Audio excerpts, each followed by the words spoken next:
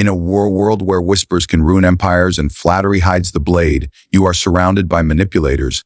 They drain your trust, twist your reality, and leave you dancing to their tune. What if you could turn their own tactics against them and make the puppet master your puppet in every battle, whether fought with swords, laws, or whispers? The side that defines the rules wins before the fight begins. This is why manipulators are so dangerous. They do not rush at you like an enemy in the open. They quietly build the world in which you will fight them. They set the tone, the assumptions, the limits of your choices, and by the time you speak, you are already speaking in their language. You are already living inside their story. Imagine a court filled with nobles, each dressed in fine silks, all speaking in polite tones. The manipulator smiles at you across the table, tilting their head just enough to make you feel at ease. But without you realizing it, they have already chosen the topic, the mood, and the perspective from which everyone will think. They have decided who the villain is, and it might be you. Control of the frame is control of perception. And perception, my friend, is the only reality that truly matters. If they can make the crowd believe you are dangerous, you will be treated as dangerous. If they can convince you that you are powerless, you will act powerless. The manipulator's first move is not to attack your actions, it is to imprison your mind within a certain view of the world. You must see it before it happens. The moment someone starts a conversation by saying, "Here's the real problem," they are building a frame. The moment they label someone, the good one, or the foolish one, they are building a frame. The moment they insist, "Let's not talk about that," they are building a frame. And once that frame is built, the battle becomes an uphill climb, because every word you speak is now being heard through their lens. To outsmart them, you must become the architect of the frame yourself. You must learn to speak first, to define the stage before the actors enter. When you walk into a room, you set the tone. When you speak to a group, you decide the topic at your authority. When you enter a negotiation, you define the terms. If you fail to do this, someone else will, and they will shape it to their advantage. This is not about speaking the loudest or filling the air with words. In fact, power often speaks quietly but decisively. It is about planting the first seed in the minds of your audience. If you walk into a room and say, "We're here to find a solution everyone can benefit from," you have already framed yourself as fair and cooperative. If the manipulator tries to twist your image later, they must first break that initial picture you created. That is harder than you think, because people tend to cling to the first impression they receive. The first to frame is often the first to win, but there is more to it than simply going first. You must also recognize when you are walking into a trap already set. Suppose someone says to you, "Why do you always overreact?" That is a frame. If you argue are already accepting the idea that you do overreact. You are only debating the degree. The skilled player will never accept such a question at face value. Instead, they reframe. They might respond, "Overact. No, I react exactly as the situation demands." And perhaps that is what unsettles you. In that moment, you have shifted the ground beneath them. Control of the frame is subtle war. In courtrooms, lawyers know this well. The first narrative told to the jury becomes the lens through which every other piece of evidence is seen. In politics, the one who names the policy decides its fate. Call it tax relief, and it is welcomed. Tax cuts for the wealthy, and it is despised. The facts have not changed, but the frame has. The manipulator lives and breathes in this arena. They do not need to tell outright lies. They simply choose the picture in which the truth will appear.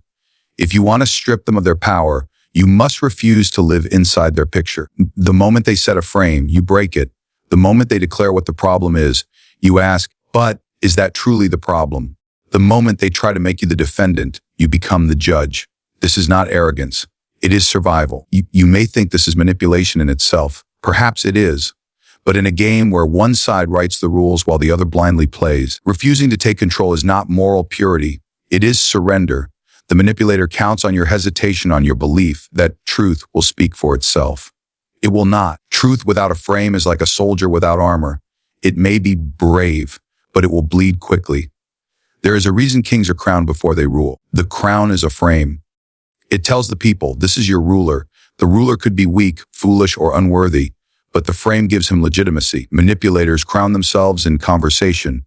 They position themselves as the authority, the reasonable one, the one with your best interests in mind. And if you do not challenge that coronation at once, you will spend the rest of the exchange as a subject, not an equal. When you begin to master the frame, you will notice something remarkable. Manipulators become unsettled. Their questions falter, their charm feels forced, and they begin to search for new angles. Why? Authority. Because they are used to people playing on their stage. When you build your own, they are forced to perform outside their comfort. A predator who hunts in the shadows struggles under direct sunlight. The key is to act quickly, but never recklessly. The first few seconds of any interaction are critical. That is when people are searching for cues about who you are and how to treat you. If you speak with calm certainty, if you define the context without aggression but with clarity, you establish yourself as the anchor in the room.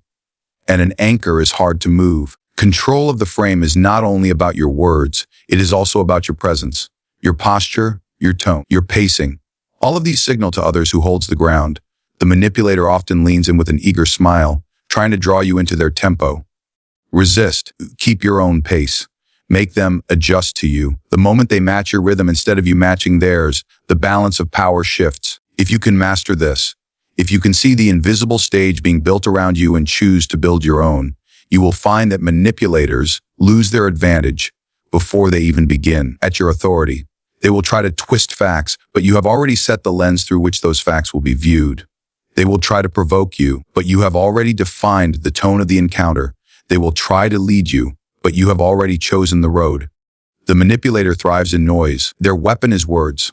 Rapid, flowing, relentless words designed to confuse, persuade, and overwhelm. They speak not just to communicate, but to corner you, to keep you reacting instead of thinking. Every sentence is a hook, every question a snare. The moment you fill the silence with a hurried answer, you are already playing their game. But there is a weapon far more dangerous than clever speech, and that weapon is silence. Not the silence of weakness, not the silence of submission, but the silence of calculation. The silence that makes the other person hear their own voice too clearly. That makes them question their footing. The silence that turns the air heavy, forcing them to keep talking, to reveal more than the planned. When you refuse to rush into the conversation, something shifts. They begin to feel the weight of your gaze. Their sentences grow longer. Their tone changes. They will try to fill the space you have created because empty space unsettles them. The manipulator's confidence depends on controlling the tempo. Your silence steals that control. Think of a predator in the wild. It does not announce itself with noise and movement. It studies. It waits. It learns the rhythm of its prey. Only when the moment is perfect does it strike. Observation is your second weapon, and it works best when paired with silence. Every glance, every pause, every breath you take in silence is an opportunity to see what they did not mean to show. Watch their eyes when they speak. Do they glance away when they make a claim? Watch their hands. Do they tighten, fidget, or clasp when you challenge them? Listen to the speed of their words. Fast when lying, slow when hiding something, even when they are unsure.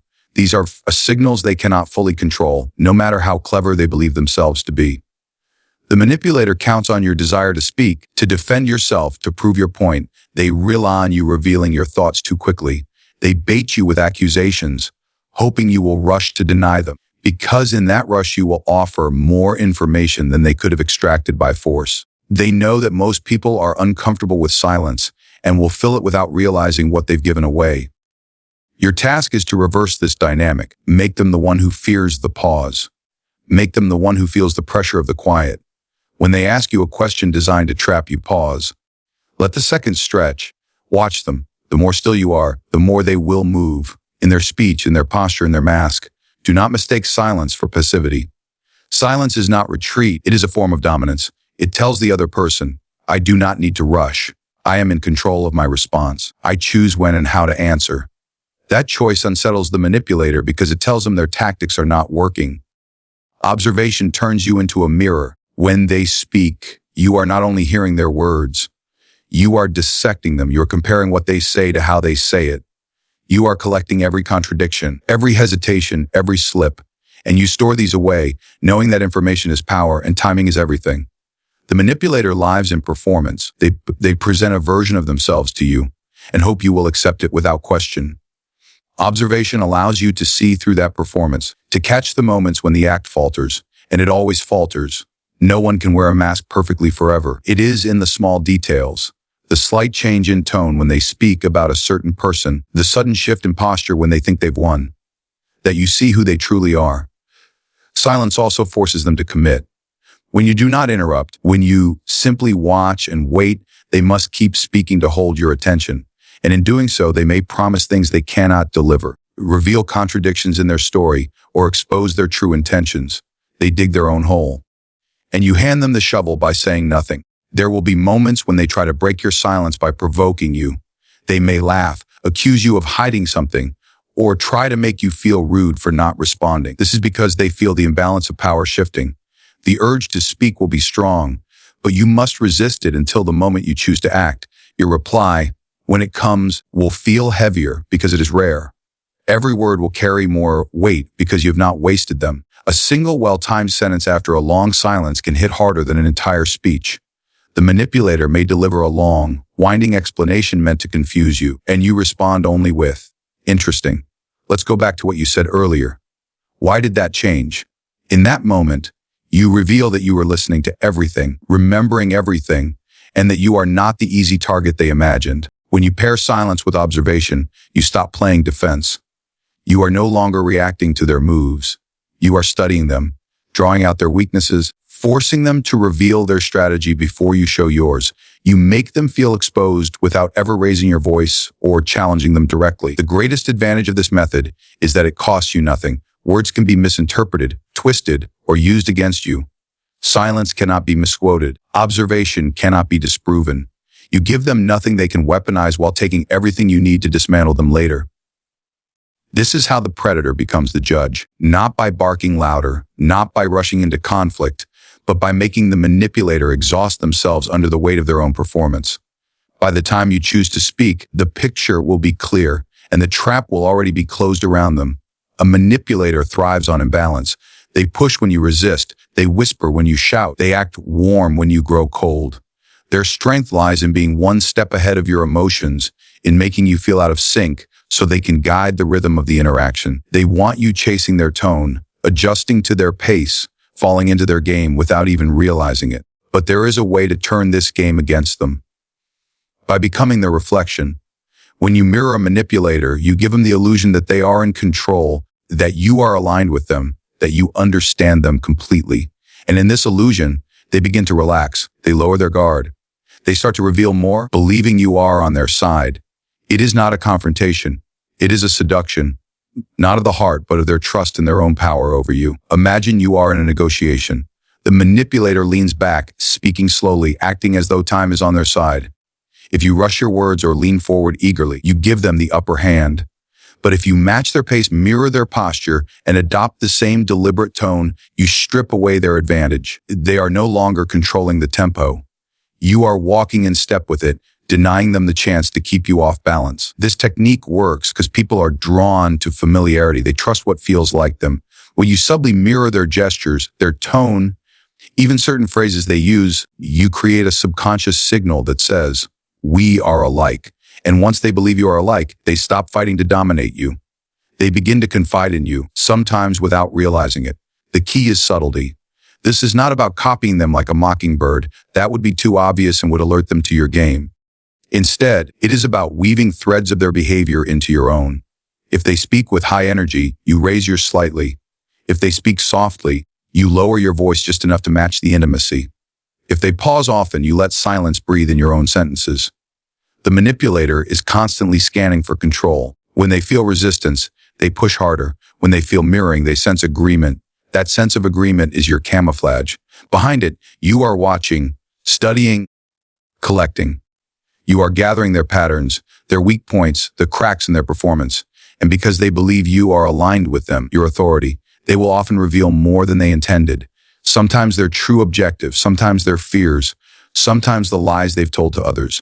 There is a deeper layer to mirroring that goes beyond tone and movement. It is mirroring their thinking patterns. When they speak about their goals, repeat them back in your own words, as if you share the same vision. When they express concern, validate it as if you see it too. This is psychological alignment, and it can make even the most guarded manipulator drop their defenses. They will feel understood, and people who feel understood are easier to guide. Here is the true Machiavellian twist. Once they are comfortable inside this mirrored reality, you can begin to lead the dance. At first, you match them. Over time, you introduce small shifts. You lean forward slightly and they mirror you back. You slow your words and they adjust. Without realizing it, the manipulator has gone from leading the interaction to following your lead. It is a slow, silent coup of the conversation. Consider the fox in the hunt. It moves with the wind, blending with the rustle of leaves, becoming invisible to its prey. The prey senses nothing unusual until the fox changes direction and they are already caught. Mirroring works the same way. It allows you to blend into the manipulator's world so completely that they never see you setting the trap. Mirroring also denies them one of their strongest tools, emotional provocation. Manipulators often try to create emotional spikes to make you angry, defensive, flustered, or overly eager. If they speak with sharpness, hoping you will raise your voice, you match their tone calmly. If they try to flatter you with charm, you reflect polite warmth without showing eagerness. They cannot pull you to extremes if you stay level with them. Observation is your ally here. You must listen closely, not only to their words, but to their breathing, pacing, and choice of emphasis. If they speed up when speaking about a certain topic, you speed up too. And then you slow slightly, watching if they follow. Every adjustment you make is a test. The more they follow your subtle shifts, the more you know you have gained influence over them. This is not about pretending to be their friend. Friendship is irrelevant here. It is about creating a false sense of alliance so you can learn their methods from within. A manipulator is always most dangerous from the outside at your authority, where you can see only their surface tactics. From the inside, when they believe you are part of their game, you can see the full board. There will be moments when they test you, perhaps telling a small lie to see if you react, or expressing an opinion to see if you agree. In these moments, mirroring means playing along just enough to keep your position. You do not challenge every falsehood. You let some pass, authority, knowing that you are collecting something more valuable than the truth in that instant. You are collecting trust. And trust, in the hands of a strategist, is a weapon. The danger, of course, is losing yourself in the performance. Mirroring is a tool, not a transformation. You do not become them. You only appear to. You must keep one part of your mind detached, observing the scene if from above. That distance is what keeps you from being absorbed into their frame, from forgetting your purpose. As the interaction continues, the manipulator may grow dependent on the comfort you provide. They may seek your agreement more often, involve you in their schemes, or confide in you about the moves they play to make against others. This is the moment when you know the balance of power has shifted. They believe they have turned you into an ally, when in reality, you have made them expose themselves. The most dangerous enemy is the one you cannot see coming, and when you mirror a manipulator skillfully, you become invisible to them. You are no longer a target, you are authority. You are a reflection. They are too busy looking at themselves to notice what you are doing with the information you've gathered. And by the time they realize you were never truly on their side, the game will already have been decided. Every manipulator has a weakness. They hide it well, dressing it in clever words and false modesty, but it is always there. Sometimes it is greed for money. Sometimes it is hunger for influence. Sometimes it is the deep, desperate need to be admired. Whatever it is, that hunger blinds them. And if you can discover it, you can lead them anywhere you want them to go. The manipulator prides themselves on being the hunter, but the greatest trap is the one they walk into believing it was theirs all along. The bait must be chosen with precision. Offer them something too small, and they will ignore it. Offer them something too obvious, and they will suspect you. The perfect bait is the thing they already desire, wrapped in a way that makes them believe they are the one taking advantage of you. It must feel like their victory. That is when the trap closes. Consider the ambitious courtier who spends years trying to outshine everyone else in the king's favor. He flatters, schemes, and poisons the air against his rivals. If you confront him directly, you play his game and lose. But if you give him an opportunity to display his wit before the king, knowing he will overreach, say too much, or expose his vanity, you let him destroy himself. The bait is not the opportunity itself. The bait is his belief that it is safe. This strategy works because desire makes people blind. A manipulator who is driven by greed will ignore warning signs if they believe a reward is close. A manipulator who craves admiration will overlook danger if they think applause is within reach. You do not force them into a mistake. You simply make the mistake look like a gift. The art lies in patience. You must observe long enough to know exactly what they cannot resist. Do they light up when praised? Do they lean forward when money is mentioned? Do they soften when someone offers them power? Every person has a lever, and once you find it, you do not pull immediately. You wait. You watch. You ensure the moment is perfect so that when you offer the bait, they step toward it without hesitation. The bait can take many forms. It could be an opportunity to speak in front of people they wish to impress. It could be an inside piece of information they believe they have stolen from you. It could be a chance to gain something at your expense. Something you allow them to take, because what you truly want is to see how far they will go. The key is to design the bait so it feels natural, unforced, as if it simply appeared in their path. When the manipulator reaches for it, you do nothing to stop them. Resistance would make them suspicious. Instead, you let them believe the path is clear, that their cleverness has given them the upper hand. The more confident they feel, the deeper they step into the snare. Confidence is their undoing. A cautious enemy is dangerous. A confident enemy is predictable. There is an old truth: the easiest way to expose someone is to let them speak too much. The bait might be a conversation in which you encourage them to share their opinions freely, knowing they will reveal more than they intend. The manipulator, eager to display their superiority, will often boast the secrets, admit to schemes, or insult allies they should not offend. You have given them nothing but space, and in that space they have undone themselves. This tactic is not about cruelty for own sake. It is about balance. The manipulator survives by exploiting the goodwill and trust of others. They take without giving. They deceive without shame. By offering them bait, you turn their own hunger into the weapon that ends their advantage. You use their strength against them, the way a skilled fighter uses an opponent's momentum to bring them down. But bait is not always about destruction. Sometimes it is about control. If you know what the manipulator wants most, you can guide their actions without them realizing it. Give them a small taste of what they desire and watch them follow the trail. A man who craves influence will accept your help if he believes it brings him closer to the center of power, at your authority. A woman who seeks admiration will support you if she believes it will place her in the light of praise. They think they are moving of their own will. You are holding the string. You must always keep your true intentions hidden. If they suspect that the bait is a lure, they will retreat, and you will lose the advantage. That is why the best bait often comes disguised as a chance occurrence, as something that looks like it benefits them far more than it could ever benefit you. In their mind, they are taking from you. In reality, you are giving them exactly what you want them to take. The most satisfying traps are the ones they build themselves. You give them the first brick, a flattering comment, a tempting opportunity, a whispered secret, and they construct the rest with their own hands. By the time they realize the walls are closing in, it is too late. They will call it bad luck. They will say they were betrayed. But in truth, they betrayed themselves the moment they reached for the thing they could not resist. A manipulator believes they are immune to being played. They think they see every move, every scheme, every shadow. But no one, no matter how cunning, can resist forever the thing they crave most. That craving is the crack in their armor, the small opening you need. When you find it, you do not rush to exploit it. You polish it, shape it, make it shine until it is irresistible in their eyes.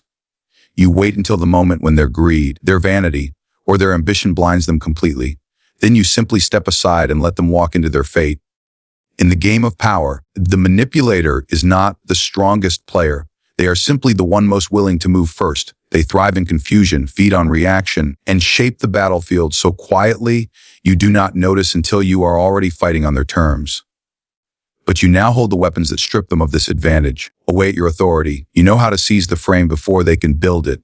You know the strength of silence and the sharpness of observation. You can disarm them by reflecting their own image until they follow your lead. And when the moment is right, you can feed their hunger with bait so perfect they walk willingly into their own undoing. These are not tricks for the narve or the faint of heart.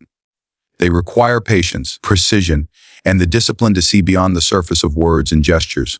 But once mastered, these tactics turn the manipulator's greatest strengths into their greatest weaknesses. They will believe they are guiding you, when in truth, you are guiding them. They will think they are winning, when in reality, you decided the outcome before the first move was made. Because in the end, power is not taken by force. It is taken by foresight. And the one who sees the game for what it truly is will always win.